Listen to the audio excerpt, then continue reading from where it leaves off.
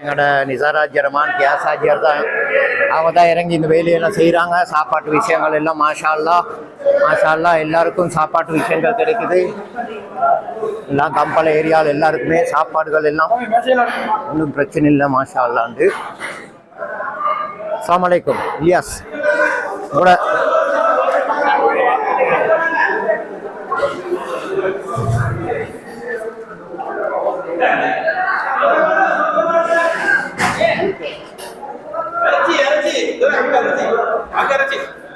Back பண்ணி கொடுத்து தான் நிற்கிறாங்க.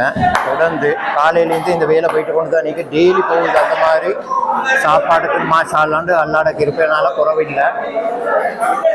அந்த வேலை எல்லாம் செஞ்சு கொண்டு தான் நிற்கிறாங்க மாசாலாண்டு.